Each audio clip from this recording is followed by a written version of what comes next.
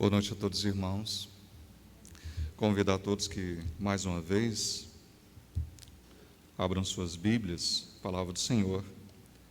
Agora, em 1 João, primeira carta de João, capítulo 1, versículos de número 8 até o versículo de número 10. Primeira carta de João, capítulo 1, versículo 8 até o versículo de número 10.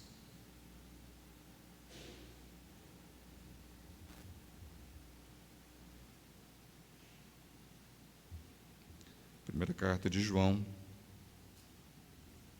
capítulo 1, versículo 8 a 10. Assim diz a palavra do Senhor. Se dissermos que não temos pecado nenhum, a nós mesmos nos enganamos e a verdade não está em nós. Se confessarmos os nossos pecados, Ele é fiel e justo para nos perdoar os pecados e nos purificar de toda injustiça. Se dissermos que não temos cometido pecado, fazemo-lo mentiroso e a sua palavra não está em nós. Bendito Senhor nosso Deus e Pai, rogamos mais uma vez, fala ao teu povo, porque este o ouve, Senhor.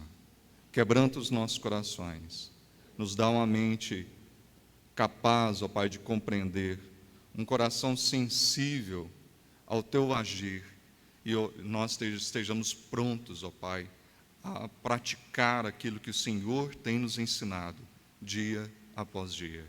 Em nome de Jesus Cristo. Amém. Creio que todos aqui já tiveram a oportunidade de limpar uma casa. Já se depararam com uma casa suja. E é engraçado que por mais que nós limpemos uma casa, nós podemos ter os melhores produtos, ter o melhor sistema de limpeza. Você acaba de limpar, se você for lá, passar o dedo em cima da mobília, já está sujo de novo. Aí você fala, não é possível. Não adianta, né? Ali tem as folhas, a poeira, a lama nos dias de chuva, tem a bagunça das crianças, do marido ou da esposa, tem ali o cachorro, o papagaio, o periquito, o gato. Sempre tem alguma coisa que está constantemente gerando essa sujeira ali na casa.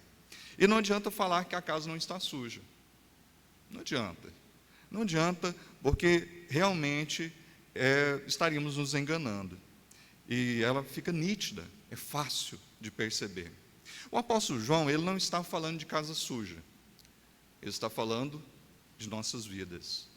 Ele está falando de que é preciso também haver uma limpeza. Essa limpeza, no entanto, não é uma mera faxina, mas é uma faxina profunda. Não uma faxina que nós mesmos realizamos. Não é uma faxina que nós somos capazes de percebermos por nós mesmos o que deve ser limpo. Mas essa faxina é do soberano faxineiro, nosso Senhor Jesus Cristo, que vem nos limpar e nos purificar de toda imundícia e de toda sujeira. Somente o Senhor é capaz de tratar dos nossos pecados, que é essa imundícia, que é essa sujeira que nos contamina, que nos suja completamente. Você é ou já foi um acumulador de compulsivo da imundícia do pecado. Ou você se rendeu a Cristo e falou, Senhor, eu sou um acumulador, eu sou um compulsivo. Talvez vocês já viram até aqueles seriados, né? Acumuladores compulsivos, a pessoa acumula toneladas. E há também aqueles que acumulam toneladas de pecados, até que se rendam a Cristo e falam, Senhor, limpa, tira essas toneladas de imundícias que tem na minha vida, me limpa, tira esse peso da minha vida. E assim o Senhor faz essa limpeza. Mas também existe todos nós, que uma vez que o Senhor já realizou isso, temos consciência que sempre temos que rogar ao Senhor que faça a manutenção. Como diz o texto, filhinhos, não pequeis. o pecado, uma vez que nós somos filhos de Deus, nós nascemos no Senhor, o pecado não é mais uma prática, não somos mais escravos do pecado, não é uma coisa comum na nossa vida, mas é uma tragédia. E isso, quando acontece, nós podemos confiar ao nosso Senhor. E hoje eu gostaria de falar para você que é um acumulador compulsivo de pecados, que se renda à faxina de Cristo, que pode realizar em sua vida e para que você viva eternamente, para que você viva realmente, para que você viva plenamente. Não há como negar isso, não há como ter uma vida com Deus estando com a vida em pecado. O nosso Deus é santíssimo, e os nossos pecados fazem separação entre nós e o nosso Senhor. Por isso, é necessário sim essa faxina, ela é essencial. E também gostaria de falar para você, que já sofreu essa intervenção celestial, essa intervenção do alto, que hoje não é mais controlado por suas compulsões pelo pecado, mas dirigido pelo Espírito Santo, que você ainda necessita ter o cuidado, para que seja limpa essa poeira do pecado que constantemente, tenta nos sobrecarregar, que vir novamente sobre nossas vidas. Pois ainda estamos nesse mundo pecaminoso. Nós não estamos realmente retirados. O Senhor não nos pede isso. Quando faz a oração ao Pai, Pai, não peço para que os tire do mundo, mas para que os livre do mal. O apóstolo João, ele escreve essa primeira carta, e ele escreve para um grupo de cristãos que estavam sofrendo ataques. Ataques? Que tipo de ataques? Ataques de falsos mestres, de falsos líderes, ensinando coisas absurdas. Seria o que hoje nós chamamos de agnósticos. Eles eram neoagnósticos. E o que é isso? O que é essa tal dessa palavra? O que significa isso? Agnósticos. Eram pessoas que negavam Cristo ser realmente, ter se encarnado. E por isso nós lemos no texto, e João já começa falando que nós vimos, que nós tocamos. Que então não era uma ilusão, porque os gnósticos falavam isso, não, de forma alguma o Deus Todo-Poderoso, Santíssimo, infinito em glória e majestade, iria se humilhar na forma humana, uma corrupção, num corpo corrupto, porque eles falavam, não, o corpo é mau, é maldito, é corrupto, então Deus nunca iria fazer isso. E João fala, sim, ele fez. E se vocês negam isso, tem consequências. Mas eles estavam então ensinando, influenciando toda a igreja a negar a Cristo como Senhor, como Salvador, como Deus encarnado, como Deus o Filho que veio, viveu vida perfeita, morreu por nós pecadores e ressuscitou o terceiro dia. Eles diziam, não, isso não é verdade. Mas hoje eu gostaria de tratar sobre como você tem reagido em relação ao seu pecado. Como você tem tratado a questão do pecado. E esse texto qual nós lemos, trata exatamente desse assunto. E não só isso, ele traz um teste, o teste da verdade. O teste que vai apresentar a realidade que está em nossos corações. E no teste da verdade, em primeiro lugar, você é reprovado se disser que não tem pecado. Tem gente que fala que não tem pecado? E como? Tem muita gente. Não, isso é coisa da cabeça aí de vocês, isso não existe não, pecado, eu sou uma boa pessoa. Se você age dessa forma, você está enganando si mesmo. E talvez até perguntar aqui na igreja, você se considera uma boa pessoa? Sim, eu sou uma boa pessoa, eu não mato, eu não roubo, eu não colo na prova de matemática, eu pago meus impostos, eu não brigo na escola, eu até estou cantando no coral, eu dou minhas ofertas, meus dízimos. Mas você pode estar fazendo isso, não por amor a Deus, mas por medo da lei. por tradição, porque acostumou, porque a família fazia, você pode estar fazendo, e não ainda se rendeu realmente, confessou seus pecados e se rendeu a Cristo como Senhor da sua vida. Você pode estar agindo de forma mecânica. Segundo o ditado popular, o pior cego é aquele que não quer ver. E nesse caso, pode ser que o pior cego seja você, que não quer enxergar o seu real estado espiritual. E nós devemos rogar ao Senhor: Senhor, vê se há em mim algum caminho mau e guia-me pelo caminho eterno. Nós devemos rogar ao Senhor que nos sonde, que observe, que verifique em nossas vidas. A Bíblia nos diz, na carta de Paulo aos Romanos, em seu capítulo de número 3, que não há justo sequer um, todos pecaram. Então esse negócio de, eu sou uma boa pessoa, meu filho, meu marido, minha esposa, ele é uma boa pessoa, só falta ser crente. Então falta tudo. Falta tudo. Se falta Cristo, falta tudo. Não há justo sequer um. Todos carecem, necessitam da graça, da glória de Deus, do favor imerecido que em Cristo nós recebemos. Se você de alguma forma, se você age dessa forma, realmente é necessário haver essa análise. Essa análise não autoanálise, mas uma análise do alto. Jesus é a verdade. Se você está nele, você está trilhando um caminho de verdade. Ele é a verdade. Mas se não está no Senhor, está trilhando um caminho de mentiras.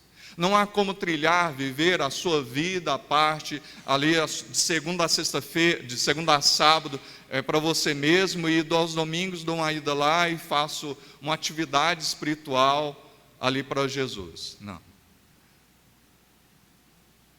O Cristo está 100%, plenamente dominando o seu ser, a sua vida, ou nada feito. Não podemos ter dois senhores. Nós não vivemos para nós mesmos. Nós não vivemos para os nossos prazeres, para as nossas vontades. Nós vivemos para a glória de Deus. Tem uma historinha, que é a história de Damocles. Damocles era um homem instruído, muito sábio, inteligente, e ele era um bajulador.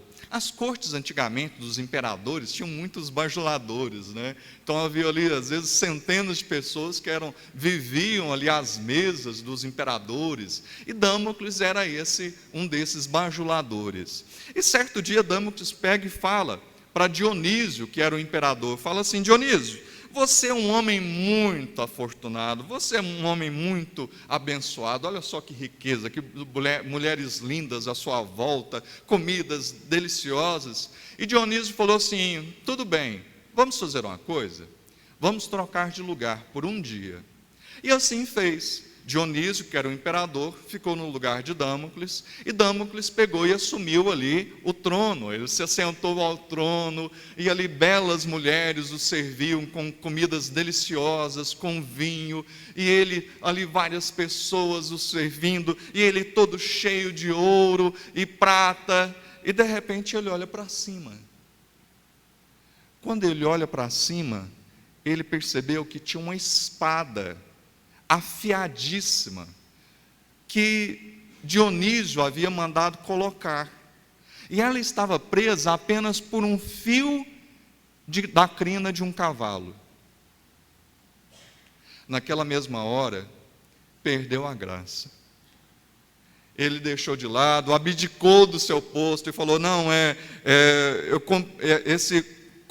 ele pega e fala que perdeu a graça, as excelentes comidas, as garotas, tudo. Ele não queria ser mais tão afortunado assim. Não, eu não quero mais ser tão afortunado. Mas compreenda, nós temos que entender que aqueles que não têm a Cristo, que não se renderam a Cristo, têm acima de suas cabeças uma espada. Não essa espada como da Dionísio, sobre a cabeça de Damocles. Mas Deus também não é um tirano, como Dionísio, um rei tirano, um imperador tirano. Mas é o Deus Santíssimo, que não aceita, não admite, não permite de forma alguma a imundícia, o pecado perante Ele. E por isso, se você não se rendeu a Cristo, existe a condenação, o juízo de Deus está sobre a sua cabeça. Um juízo real, eterno, o aguarda. Se não reconhecer que necessita da verdade de Deus, que é Cristo, você está sobre esse juízo. Em segundo lugar, no teste da verdade, você é aprovado. Você pode ser aprovado, não pelos méritos próprios, de forma alguma. No teste da verdade, você é aprovado se confessar os seus pecados. Se confessar os seus pecados. É curioso, meu cunhado, ele é missionário no Japão, e ele fala que o japonês, o confessar, o admitir uma falha é vergonhoso. Então, até a noção de pecado lá é custoso de ser trabalhada. Porque nós temos vergonha do pecado. Admitir o pecado é algo, né? Como é difícil. Quando criança, eu tomava banho, e ali, bem menininho mesmo, né? Criança ali, meus 7, 8 anos, não me lembro bem, eu saía do banho, e minha mãe pegava o dedo e esfregava no meu pescoço. Não sei se vocês já fizeram isso com seus filhos, ou a sua mãe ou seu pai já fez isso com vocês, e aí esfregava e falava assim: aqui o macuco, volta para o banho e vai tomar banho direito, menino. Ali naquela hora, era revelado que eu não estava limpo. Eu poderia pegar e tentar enfrentar, falar que não, mas eu sabia que eu realmente estava sujo. Eu tinha que admitir a minha falha, reconhecer que eu ainda estava sujo e voltar para o banheiro e buscar tomar um banho direito. Também, o nosso Senhor, Ele olha para nós e Ele vê o macuco do nosso pecado. Ele reconhece, Ele nos sonda. Só que Ele não vira para nós e fala assim: volta para o banheiro. Não, a gente tem que se voltar para Cristo. Nós temos que nos voltar a Cristo. Existe sim esse macuco do pecado, a imundícia do pecado que tem que ser lavada. É impossível que a imundícia do pecado fique oculta aos olhos de Deus. Nada pode ficar oculto aos olhos de Deus. Nada existe. E às vezes a gente pega, e quando algumas pessoas ficam em pecado, né, aí pega e fala assim: não vou na igreja que eu estou em pecado. Até parece que Deus não está te vendo em casa. Não vou tomar ceia porque eu estou em pecado. Confessa o teu pecado. É o que Paulo fala: confesse o pecado e tome do pão, como do pão e beba do cálice. Mas ao invés de confessar o pecado, há uma fuga, uma tentativa de se esconder. E é como Adão e Eva pecaram e tentaram se esconder. Mas Deus sabia onde estavam, claro, Deus sabia o que tinham feito. Mas Deus pega e os traz a confessar, e o Senhor nos traz a que confessemos os nossos pecados.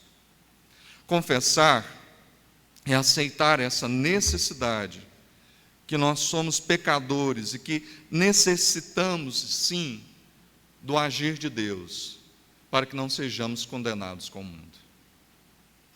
Tem aquela canção, né, uma musiquinha infantil: o sabão lava meu rostinho, lava meu pezinho, lava as minhas mãos.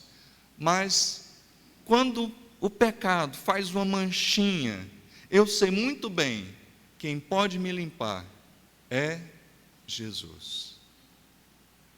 É Jesus. Isaías 53, 10 a 12, já havia sido prometido isso, que Jesus viria em nosso favor, nos purificar, nos limpar de todo o pecado. Talvez nós nos assustemos, principalmente ao lermos ali Levíticos e alguns textos, aquele tanto de animais que eram mortos.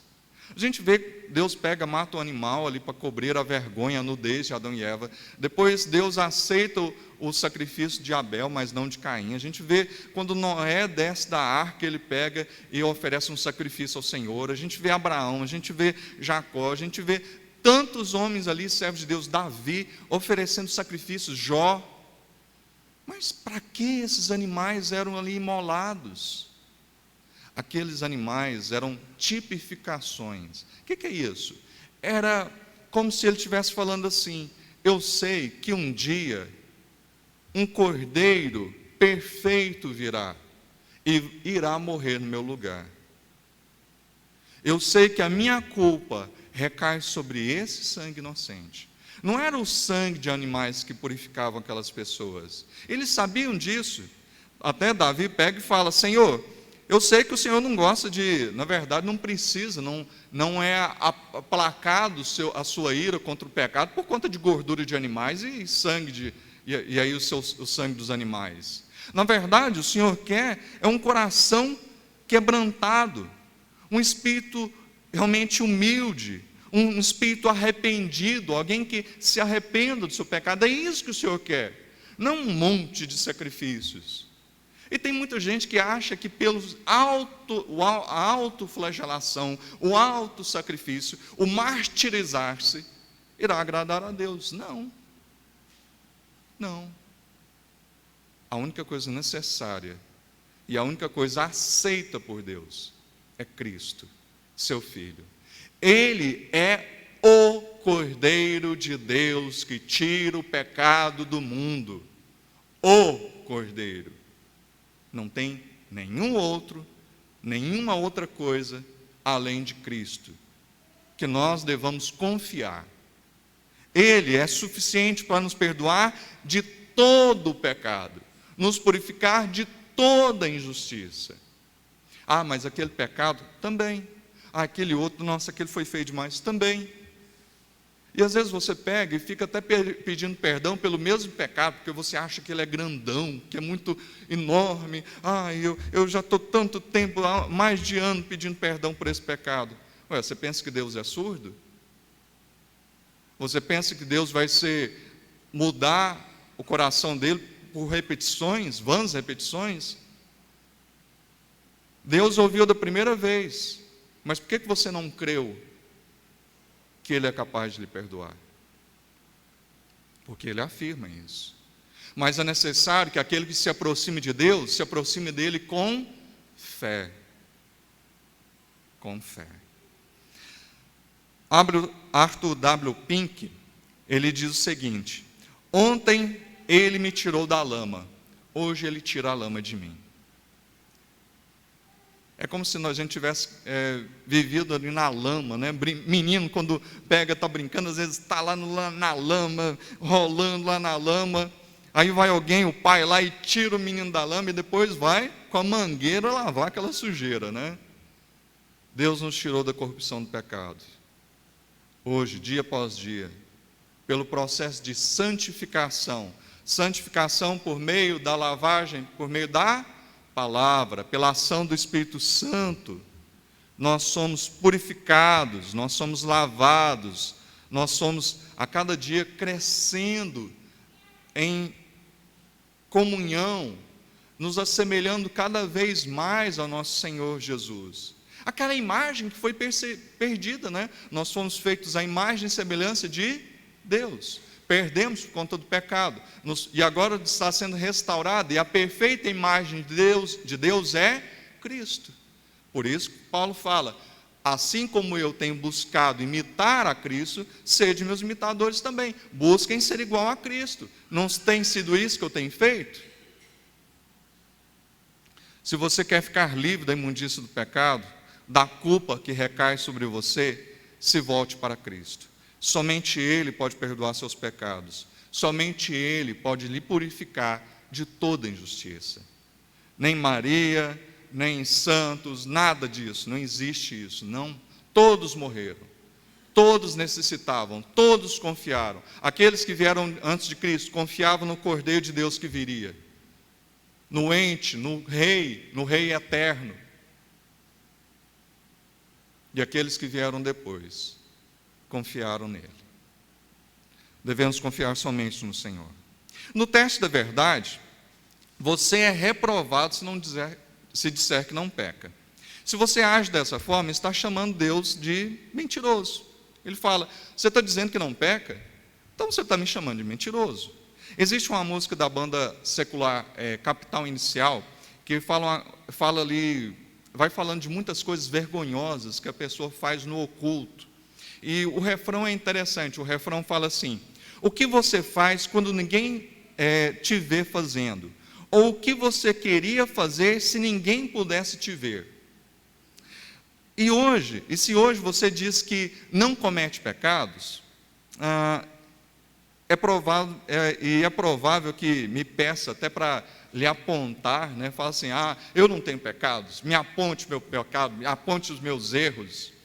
A questão não sou eu que vou apontar seus pecados, seus erros, mas aquele que sonda, aquele que conhece a sua vida no íntimo, aquilo que se passa nas vontades do seu coração, naquilo que você pensa, naquilo que você faz, e não só aquilo que é aparente aos olhos de todos, mas até aquilo que você faz no secreto. Às vezes o histórico do seu celular ou computador, Deus o sabe. Às vezes aquele filme, aquela saída para praticar aquilo que não devia. Se você diz que não comete pecados, você está chamando Deus de mentiroso.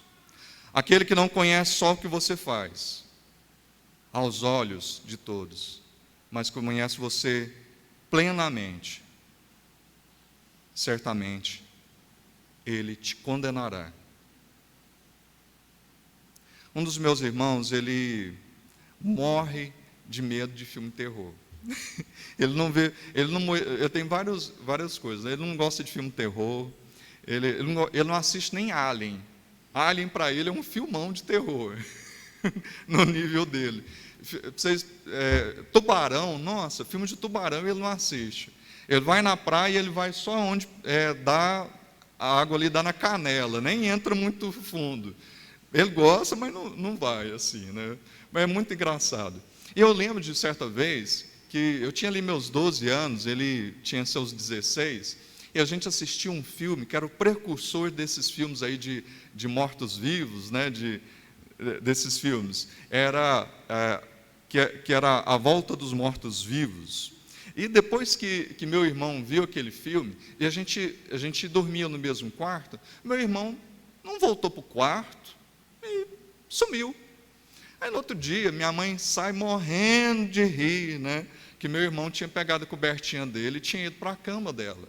E falado, não mãe, a senhora está com medo, impressionado por causa do filme, eu vou dormir aqui com a senhora hoje.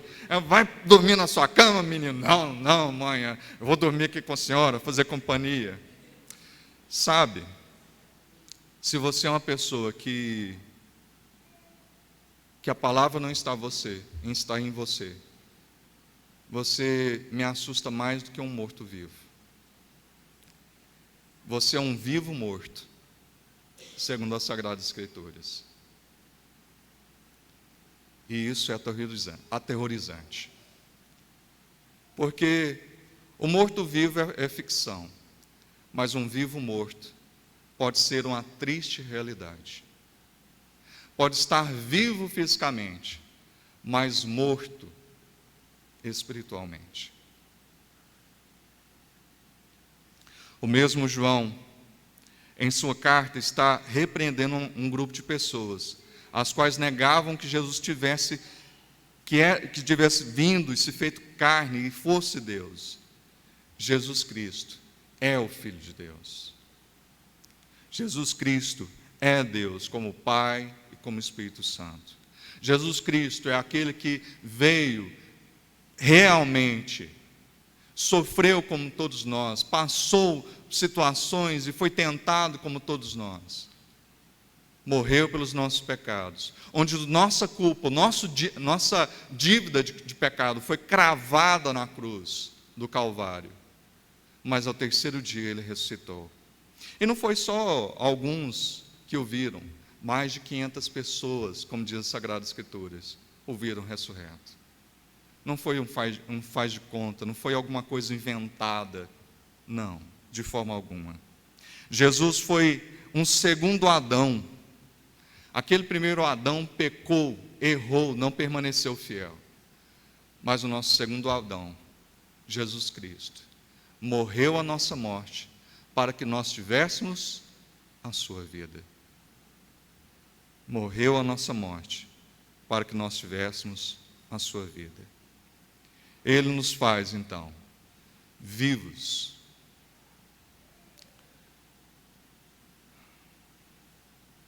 Jesus é o Verbo de Deus, é a Palavra de Deus. Ele, talvez se você ainda não se rendeu ao Senhor, não tem essa vida com Deus, não se demore, hoje mesmo, rogue ao Senhor: Senhor, faça essa limpeza, essa purificação no meu ser. Senhor, venha dominar plenamente o meu coração. Seja o Senhor que domine toda a minha vida. Seja o Rei que reine, que esteja centralizado no meu coração, sobre a minha vontade, sobre o meu pensar, sobre o meu agir, sobre o meu falar, sobre tudo que o Senhor esteja no controle, para que eu viva, então, para a sua glória. Assim o Senhor nos promete. É necessário, então, que seja feita essa limpeza.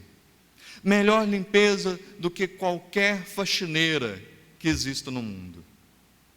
Essa limpeza tem que ser realizada. O único capaz de realizá-la, nosso Senhor Jesus Cristo. Diante dele, nós não podemos negar que pecamos, ou negar que não temos pecado, de forma alguma.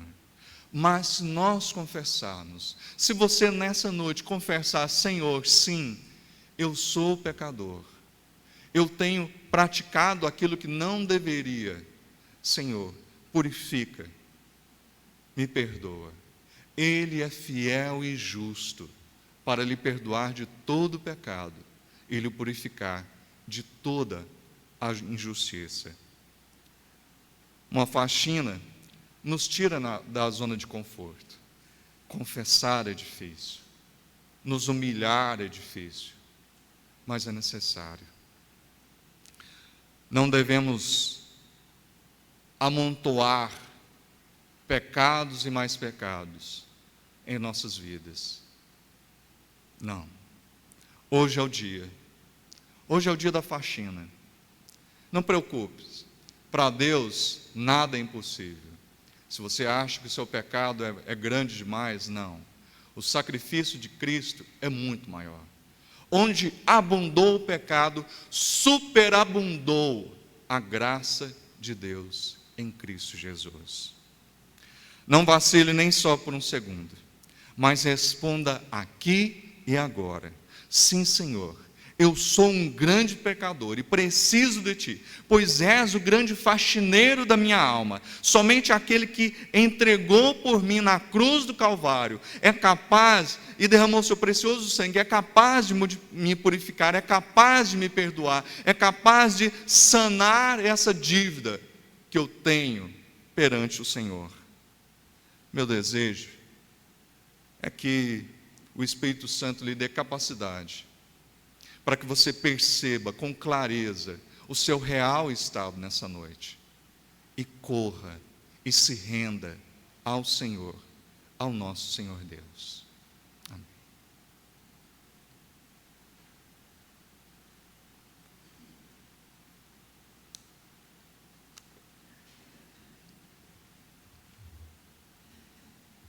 Senhor, agradecemos, porque não só o Senhor nos concede a sua palavra, que nos ensina, nos mostra a sua perfeita vontade, que nos faz entender, compreender que somos pecadores, mas também nós somos gratos, porque o Senhor providenciou um maravilhoso caminho para a nossa redenção, para o perdão dos nossos pecados, que é teu Filho amado Jesus Cristo. O Senhor que nos amou de tal maneira que o enviou em nosso favor. Bendito seja o teu santo e maravilhoso nome. Amém. Vamos ter mais uma canção e depois será impetrada a bênção.